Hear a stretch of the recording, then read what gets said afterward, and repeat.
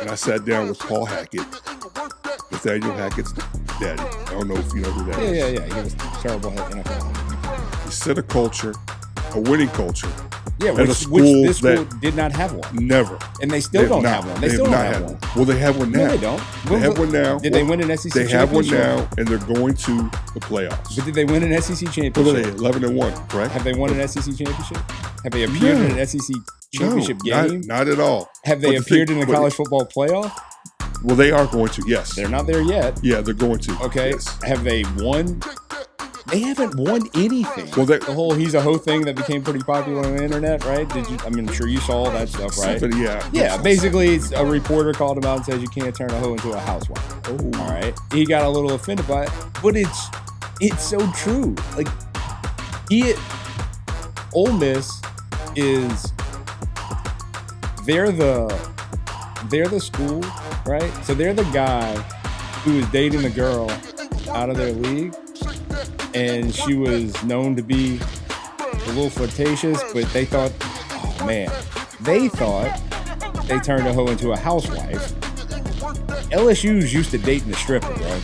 Every coach has an ego.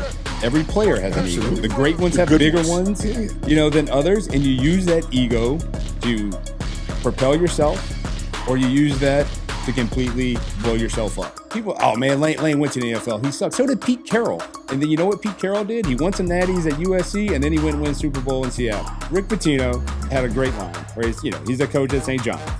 And he said that Lane Kiffin leaving at the time that he left, where he was forced to make a decision. He didn't necessarily choose to leave at this time. He was forced to make a decision at this time.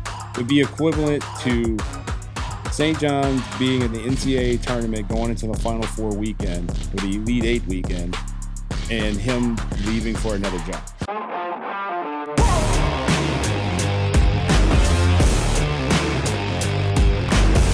Welcome to the New Dad Order podcast, brought to you by Burns Estate Planning and Wealth Advisors.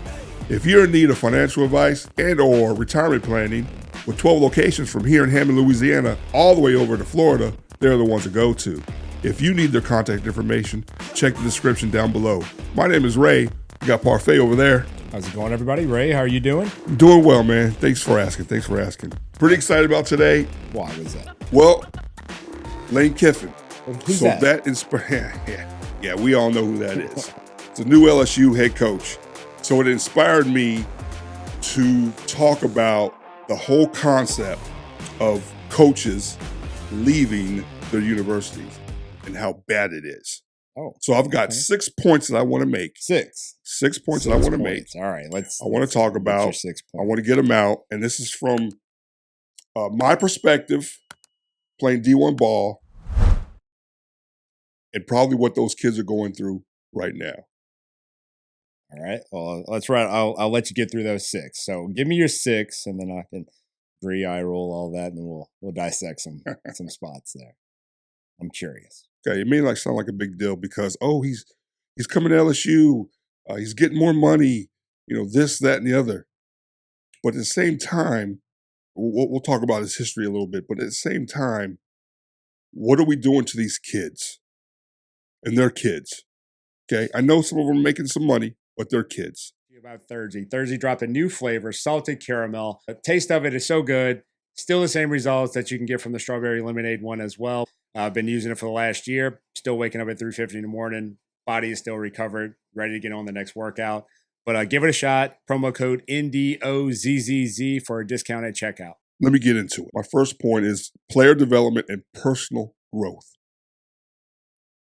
College coaches shape athletes far beyond their sport. They teach discipline, resilience, teamwork, time management, and leadership, skills that impact players for the rest of their lives. So when I went to Pitt and I sat down with Paul Hackett, Nathaniel Hackett's daddy, I don't know if you know who that is. Yeah. He was terrible NFL head coach. Which one? Nathaniel Hackett.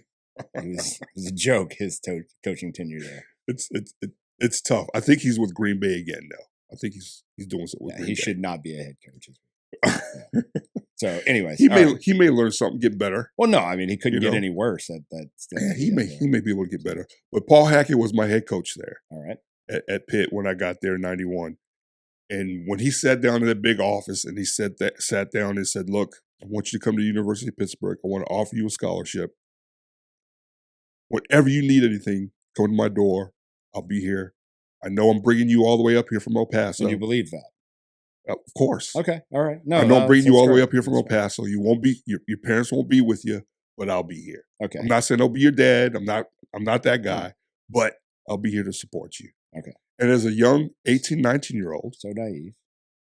Still, as a young 18, 19-year-old, felt like I needed that. So that's one piece of the puzzle when it comes to, a coach leaving. Yeah. So eventually, my sophomore year, we weren't doing too hot. They let him go. Now I'm sitting there going, whoa, what's going on? But some of the leaders, some of the seniors are like, that's the way it goes when you're unsuccessful. Yes. So I get it. I got it. And I had that kind of support because as you learn the guys, they help you along as well. That was my first point. Second point is academic and career success.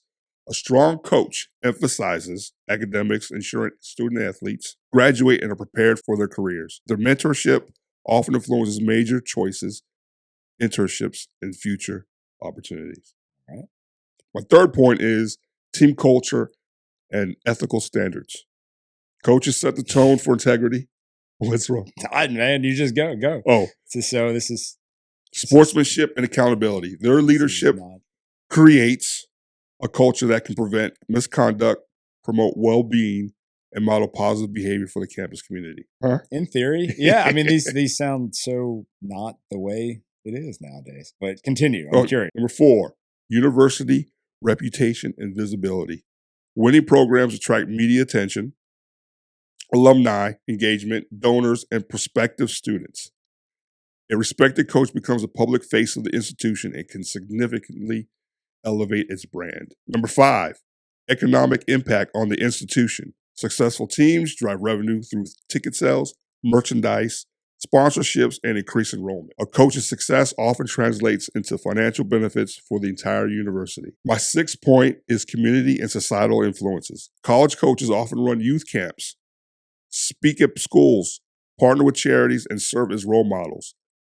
Their platform allows them to influence social issues, promote diversity and inclusion, and inspire future generations. Now, I'm not all about but everything you said is what a coach's role is going to be. But how does that necessarily play into him leaving Ole Miss? So, I mean, what makes it bad? That stuff is going to happen, no matter who's the head coach. So him leaving, what was so bad about? What does some of that stuff have to do with him? So let's go back to the first point. And the first point, spent 5-6 years there. Yeah.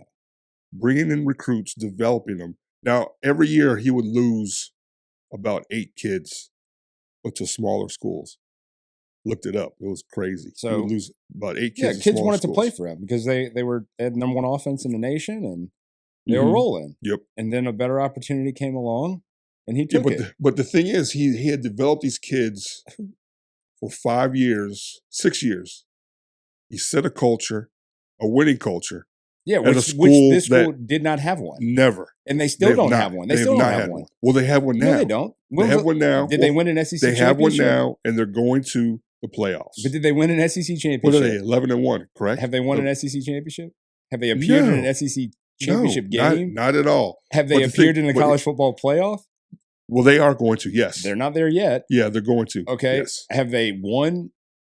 They haven't won anything. Well, we won't know now with him because he's left. He left them. Yeah. Not a good move. You don't think it was a good move? For who? Not a good move. For him? You don't think it was a good move for him? Or you don't think it was a good move for Ole Miss? I don't think it was a good move. Well, 1, Ole Miss, or 2, for him because of what it looked like. Because of what it looks like. I know, but the aesthetics. Do you realize that he has... So the whole he's a hoe thing, right? The whole he's a hoe thing that became pretty popular on the internet, right? I'm sure you saw all that stuff, right? Yeah. Basically, it's a reporter called him out and says you can't turn a hoe into a housewife. Oh, all right. He got a little offended by it, but it's so true. Like Ole Miss is they're the school, right? So they're the guy who was dating the girl out of their league, and she was known to be a little flirtatious, but they thought, oh man, they thought they turned a hoe into a housewife. LSU's used to dating the stripper, bro. They don't. They're used to that lifestyle. They had Nick, right? They had Nick Saban there, right? And he left to go on to bigger and better things with the NFL whenever it came calling. And then he ended up at Alabama because the NFL was not the same thing as college football. Then they go to the idiot savant in Les Miles, right? So you got Nick Saban, who the GOAT of coaching in college football. You have the idiot savant in Les Miles. You have the happy-go-lucky, the ultimate players coach and Coach O after that. Then you go to the absolute jerk in Brian Kelly. Well, let's go back to Coach O. Okay, Coach O wins 2019. In the following 2 years, poor seasons. Oh, yeah. And no, then, but the whole there's no secret either that the university was in complete turmoil. Like, players were doing whatever the hell they wanted. Right? It was a wild west. There was issues with player integrity. It was because he was wanting to do what he wanted to do. Well, I know, but I'm just saying. And then now they have Lane Kiffin. They got the bad guy. LSU has done this. They are on to the next one. This is the first time that LSU has actually gotten the guy that they wanted. The first time. Think about all the Jimbo flirting with, and Jimbo used them to get a new contract. And my Ole Miss friends who were just thinking, oh man, he's just playing LSU. He's just playing LSU. Like, no, he wasn't just playing LSU, because in the past, LSU was the school that was getting played. But now that you're talking about 20 plus years of success, they've played themselves into a blue blood university. You know, you're going on 2.5 decades of a national championship being the expectation. So remember the conversation that we had, me, you, and Ernie? And I said, what is a successful season for LSU? You're like, bowl game. It is not a bowl game. That's what I said. Yeah, it is a national championship. It's a national championship. The delusion of LSU fans is fascinating by me. I think they're like Cowboys fans. Yeah, they are. They really are. And Cowboy fans wear jorts. They eat corn dogs. It's all the same. The stupidity of Ole Miss fans to think that Lane Kiffin cared about Ole Miss more than it being a job. That was bless their hearts. And LSU fans now thinking that, oh man, Lane's gonna be here for the long haul. Bless their hearts, man. He ain't staying here that long in Baton Rouge. It's not gonna. He's gonna stay here as long as he needs to stay here in Baton Rouge. You're talking about a dude who has no memory, right? He has got. Every coach has an ego. Every great player has an ego, and you use your ego to your advantage or to your dismay. Every coach has an ego. Every player has an ego. The great ones have bigger ones, than others, and you use that ego to propel yourself, or you use that to completely blow yourself up. Lane got fired on the tarmac, right, from USC. He was an NFL coach when Alabama. Yeah, I'm sorry. Yeah, fired on the tarmac from Alabama. He got fired from the riots in Tennessee, where they burned stuff down whenever Lane. All this left in the middle of the night. Yeah, all this stuff with Lane, he doesn't care.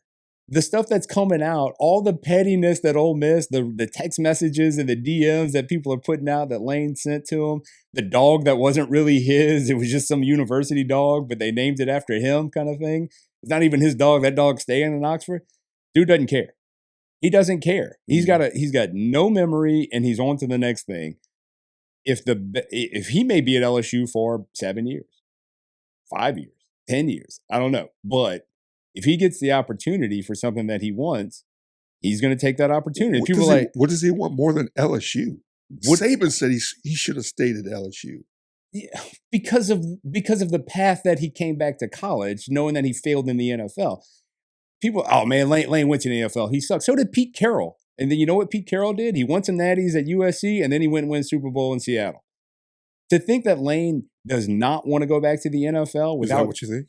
I don't know, but am I going to believe him if he says, I have no desire to coach in the NFL? Why would you believe him? He said he loved Ole Miss and he wasn't going anywhere. I'd never coach at LSU. Where's he at? He's at LSU. I can't.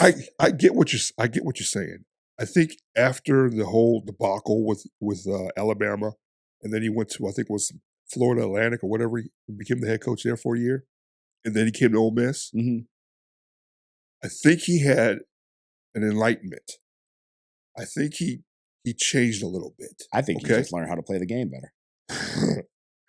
I think he put into those kids like this is, but that's the danger that I'm trying to explain. That's the danger of bringing these kids in, telling mom and dad they're gonna be all right with me.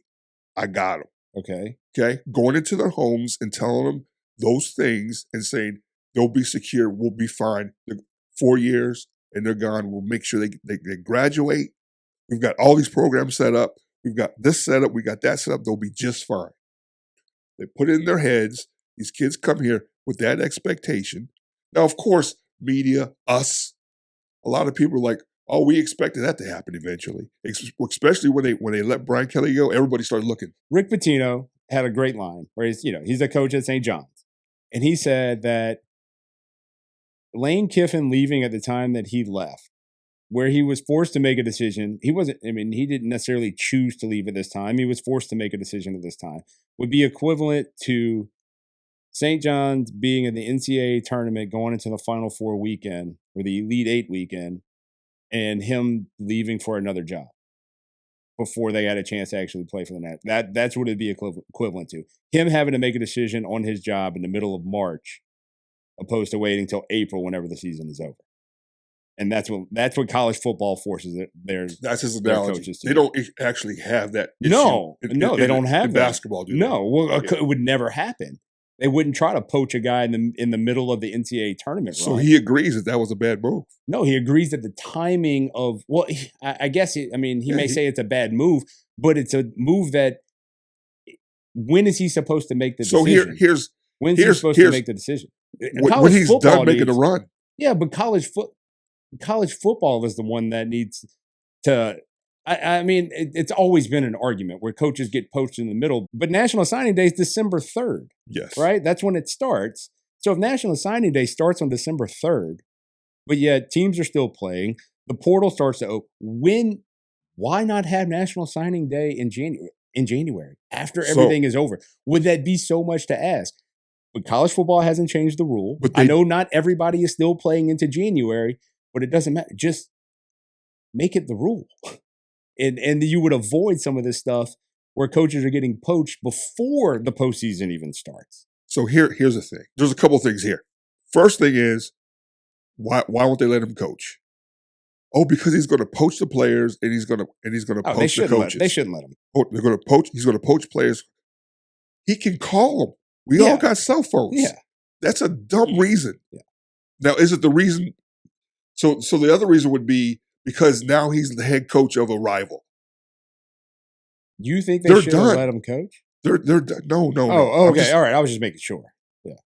No, but I'm just trying to validate their reasoning. The reasoning is not on point. If the reason is because now he's the head coach of LSU, okay, but not because he's going to poach coaches or poach players. Yeah, he could do that anytime he wants to. Yeah, he could do that. No, I think you're the coach at LSU. You're taking the job at LSU. Then you need to go. The stories are coming out apparently that he was trying to delay this decision as long as possible so he could coach in the Egg Bowl against Mississippi State.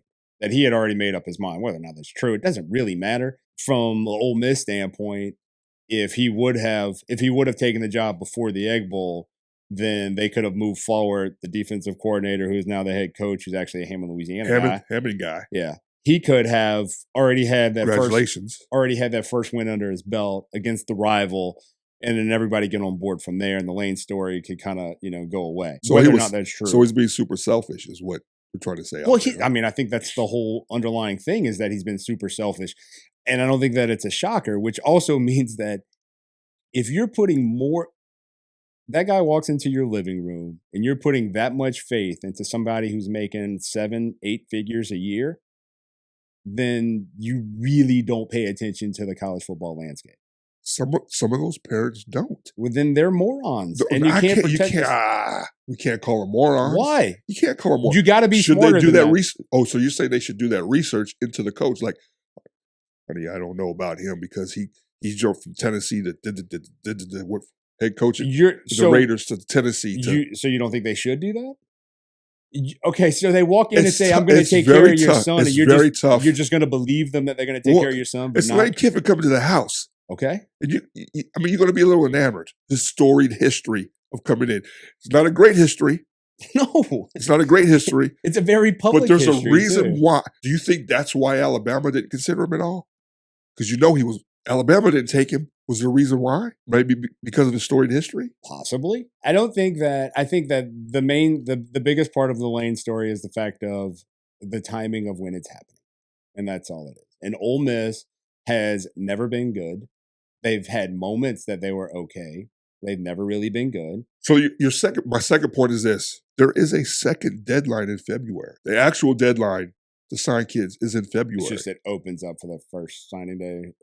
December, or for some reason the NCAA thought, let's get these kids signed in December so now they can enjoy their senior year. Or was it so they can early enroll into the spring? And that also. That's the other part of it too.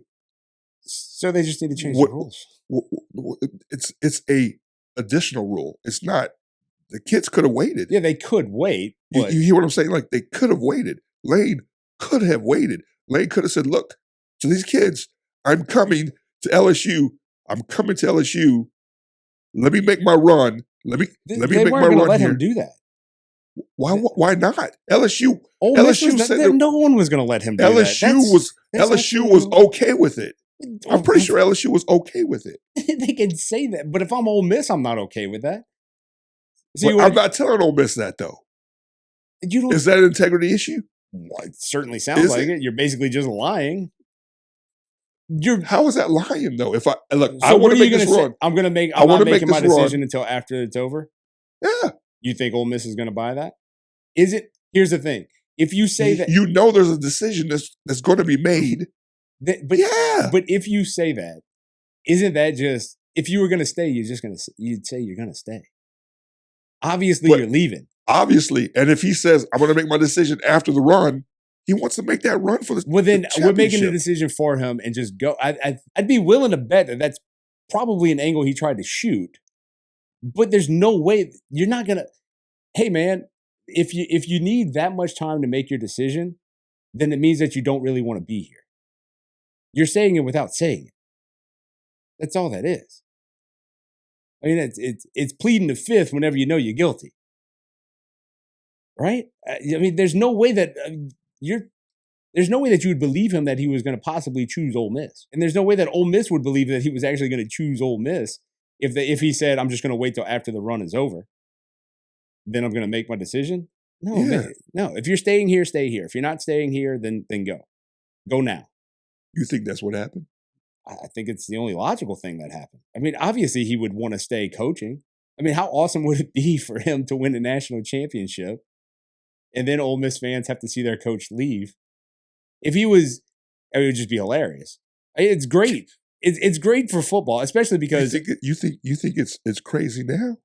Oh, the rivalry is going to be it's going to be unbelievable. I'm looking. It's so much more entertaining whenever people like Lane Kiffin are involved, because so many adults get so emotional about the children, but yet in the end, all they're really worried about is their team winning. The dude has no memory. He is living in his own world. He's going to do what he needs to do. And I'm perfectly fine with that. I'm perfectly fine with that. I don't have any fault in the way that Lane Kiffin handled it. I don't think that you can handle it any better. And I don't really think you can handle it any worse either. I think it's handled in the only way it can be handled. I must be looking at this incorrectly or something, because there is another signing day. Yeah, but no one pays attention to that. I guess not. Well, no, I don't. That's when I signed in February. I think it was right before Valentine's Day. And then also to February 8th or something like that. The commitment to the kid. The kids have no commitment. The kids have no commitment either. Are you saying because hey, of man, recent stuff? Coach, are you gonna be here for 4 years? Ray, are you gonna be here for 4 years? Because the kid in Tennessee who had one of the largest NIL deals split for UCLA to go get his ass handed to him for the first 5 games before he finally figured out how to play quarterback again after they were in the playoffs last year. Because Tennessee was in the playoffs and the kid left. Why'd he leave? For more money. Guess what? Turns out to be not more money. Just a dumbass kid who was getting bad advice from a parent. Do you think, because that was a bad move. Yes. In thinking about it, because of all the taxes they got. Just everything. It was just everything about it was just not what it was.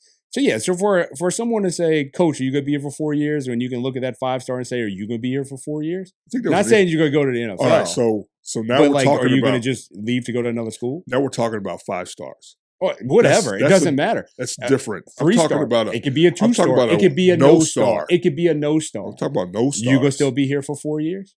Or are you going to get tired? Are you going to get upset because you're not getting playing time and you're going to leave Ole Miss and go to Troy because you can play? So that's what makes Southern Miss. So that's what makes the decision okay. There is opportunity there's a time now when you were not empowered as a student athlete. Not at all. You can have your scholarship taken away for lack of performance as well. To talk to you about a new pre-workout, but it's getting the job done. It's not loaded with caffeine, but it is based in nootropics, which actually helps brain function. It's going to get you ready for the workout. I'm a 5 a.m.er, a lot of flavors. Hit the link in the description. It'll take you to the website. You'll get a new dad order discount.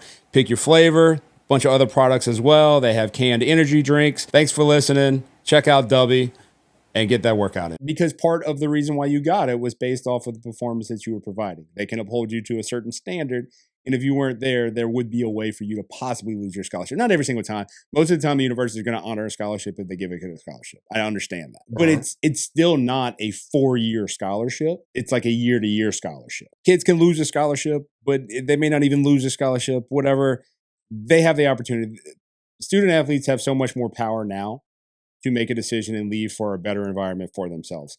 They have an opportunity to be just as selfish as the guy who's making 7 or 8 figures a year in the person that they call coach. They have just the amount of ability to be just as selfish as that guy. Some people want to blame the kid and call them dumb and selfish, and then sometimes it happens where the coach is being called selfish. It's not. People are so emotionally invested in something that doesn't really pertain to them. And you have guys like us sitting here talking about it and debating it because we enjoy it. It's the man's soap opera in real life. Yeah. That's what it accounts for. Sports become our soap opera. Yeah. And we could be invested in something that has nothing to do with us and judge them for a right and a wrong reason.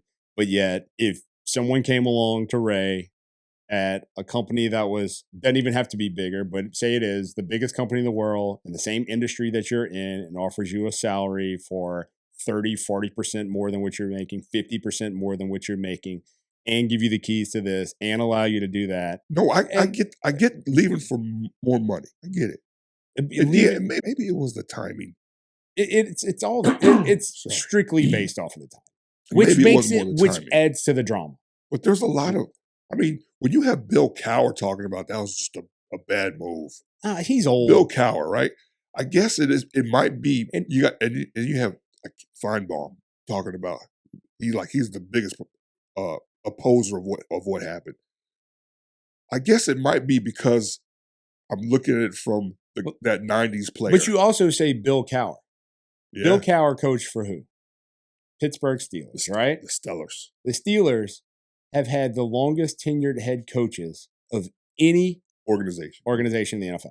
Yep, 100%. So they have shown, some call it loyalty, or maybe a lack of vision by keeping the same guys. Because Mike Tomlin can go one game above 500 with the best of them, and then maybe sneak off into a playoff run here and there. Mm-hmm. Maybe Mike Tomlin's worn out his welcome in a place like Pittsburgh, but they haven't moved on from him. The fans booed Renegade the week of Thanksgiving. So when the fans are booing and Tomlin's been there and he's won a Super Bowl and everybody loves him, and someone had a great tweet where they were like, oh, cool, Mike Tomlin, he's going to say something that doesn't make sense and then bring on a quarterback who was good 10 years ago. And that's exactly what he did this past week. So Lane Kiffin moving, good. Good on him. It's going to be great. It's great for college football. It's entertaining. LSU fans, arguably the most delusional fan base out there, which is great because I get a front row seat and I couldn't care less if LSU wins or loses. I will cheer for them because it's fun whenever LSU's winning and I go to some of the games. I don't really care if they win or lose. I'm a lot more emotionally invested into the Saints on a Sunday than what I am to LSU. But LSU fans, my group text with all the dudes, they genuinely think that like Lane ain't going anywhere. And what do you mean?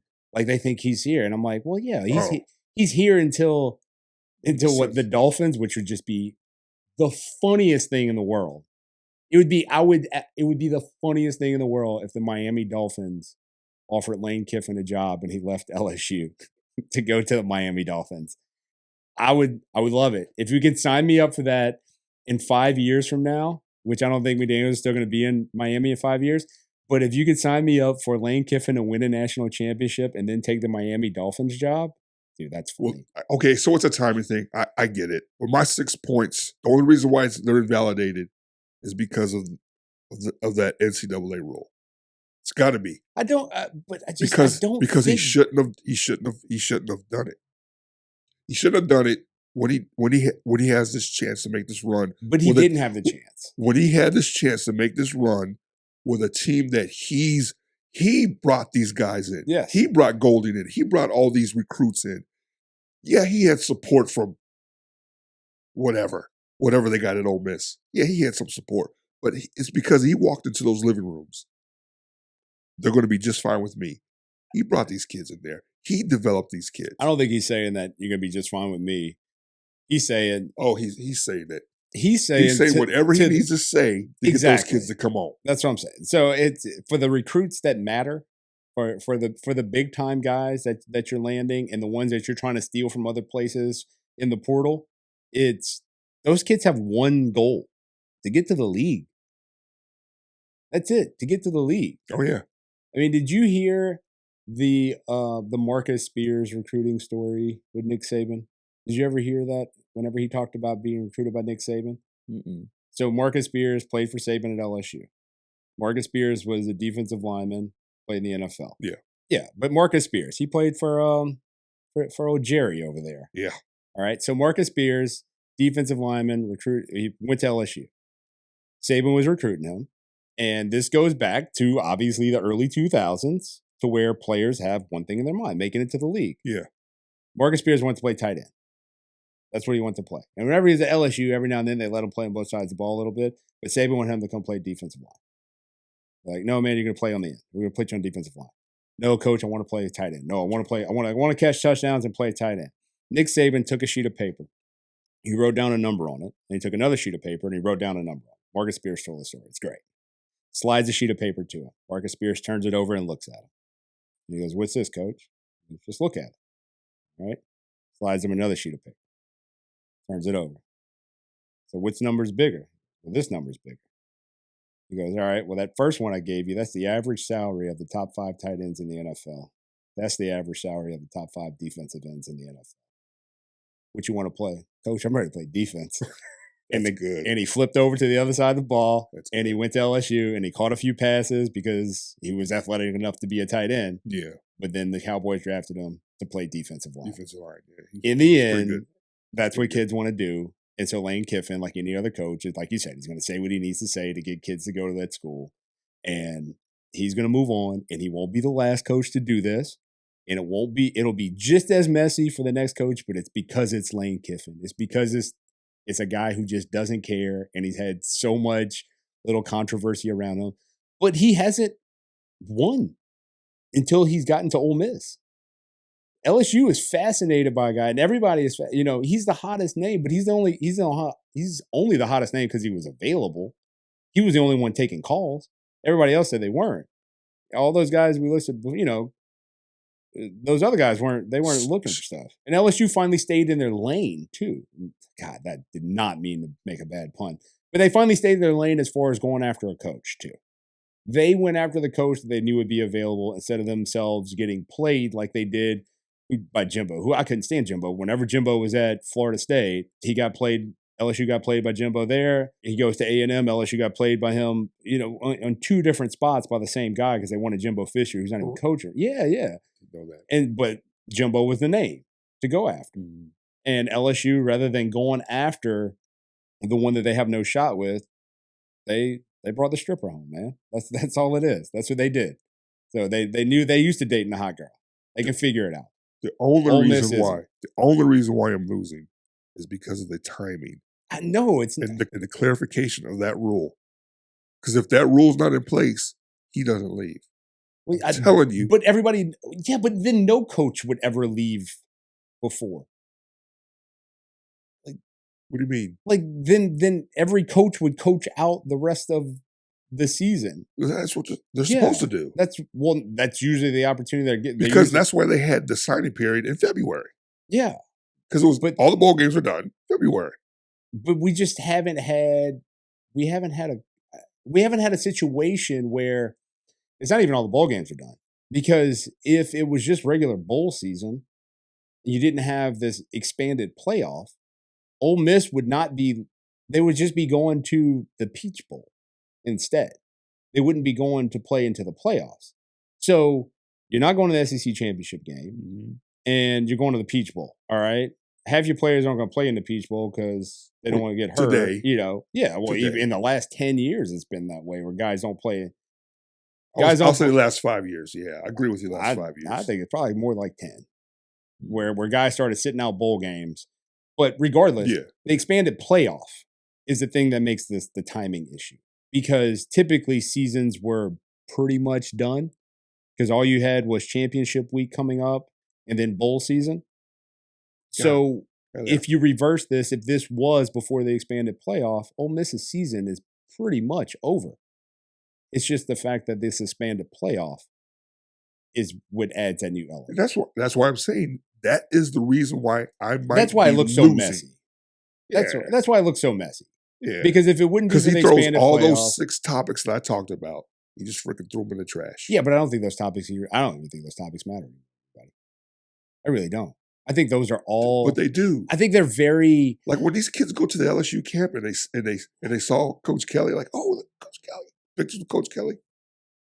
Pretty pumped about it. I'm not saying they would be pumped about it. I just don't think kids are wired in a way to put so much faith into a coach. I think maybe it's just because I'm older and I could see it, but I would like to think that people could just realize that they're using you, you use them. It's okay to have that relationship. Let's both benefit from each other. I'm going to go to a university that I couldn't afford if I couldn't do this, and I'm going to take advantage of that, or I'm going to go to a university that's going to help me get to the league, because not every single kid thinks they're going to the NFL whenever they sign a scholarship or whenever they go to college to play a sport. I mean, I know most of them that's the dream, but a lot of them have a reality knowing that there's going to be life after football that they have to do. So take advantage of that situation and get the education. So I think there are a lot of kids that fall in those categories to where we're going to use this university just like they're using me. Greatest quote ever by a college football player, Cardell Jones at Ohio State. I didn't come here to play school. I remember him. Right? So they didn't bring me here to play school. They brought me here to play football. And that's the mentality of a big time college football player, especially whenever they're getting millions of dollars nowadays to go play. It's not about, I mean, a student athlete, whatever. I mean, I think it was such a bad term to begin with for so long, and now we can move past the student athlete part of it, because when it comes down to it, the big time guys are not student athletes. They're athletes that are also students. Semi-pro? Can you say that? Semi-pro now? With NIL? I mean, you're being paid to play. I mean, that's kind of the definition of a professional to an extent. You're just doing it with certain parameters. I would be all in favor. First of all, I think the NCAA as a governing body is an absolute joke, just in general. They don't make rules, they just change rules. They just change stuff, and then they come up with things and they just alter it, and it becomes like the U.S. government, where you've got all these, we're just writing laws just because we don't know what the hell else to do. We'd be much better off if we just wipe the slate clean and just kind of start over. And Get rid of the NCAA for the major conferences. We're not going to use you as our governing body. We choose to. The schools choose to use the NCAA as our governing body for athletics. They don't have to. Get rid of them. Let's start our own thing. And what it used to be the Power 5 conferences, obviously there's been so much conference alignment and everything else. They tried that. Do it. They tried that. They tried with the commissioners. They took a bunch of commissioners together. They tried that. No. I'm saying leave the NCAA. No, they tried that. But I'm saying do it. I'm not saying try it. Like, do it. For some reason, it didn't work. But now whenever players are being paid with the way that they something has to happen. You could do it. You can have enough smart people to do it. I mean, there's so much wasted money on the university level. It's insane. And when you want to talk bringing college athletics to the equation, I think it's on a totally different level. Yeah, I think Saban needs to be commissioner of that thing. I don't know. Bring it along. Oh, yeah. You do? Absolutely. But he's the one who didn't want he's the one who left coaching because of the whole NIL. Yeah. So why would he be? He has an insight. I guess that makes sense. I don't care. He has insight because they were NILing before NIL became legal. Yeah, you're getting bags, guys. So you see what I'm saying? Yeah. And he'll say, I don't know what you're talking about. Well, he knows. No, Shane Gillis burned him on one of those jokes. So I saw that. You know. He was really, when you react like that. Yeah, now that everybody can pay their players. When you react like that, it's okay that Lane did what he did, and it's okay to see people get upset because sports are our big soap opera as guys. We're going to continue to watch it. We're going to continue to cheer and get overly emotional about it. And then we're going to wake up the next day and realize that it doesn't really matter and it doesn't really affect us. And we just need to be a better dad, a better husband, a better Christian, and just live life more like Jesus, and we'll probably all be better. So, but it's fun to talk about sports. We'll always talk about sports and the culture that goes along with coaching kids and how we incorporate it into our life and the values that we would hope our kids would get to play for a coach. You know, you still talk about the days when you played and those coaches obviously had a big impact on you and they told you things that have stuck with you. And that's great. And that's why we love sports. And that's why we try to be good dads to have that impact on our kids. As always, enjoy doing this with you. Everybody out there, everybody's got an opinion on Lane. Love to hear it one way or another. So drop us a comment below. Also follow us on Spotify as well as Apple iTunes, Amazon, wherever you get your podcasts at. Like, share, subscribe, all that good stuff. And until next time, we'll see you on New Dad Order.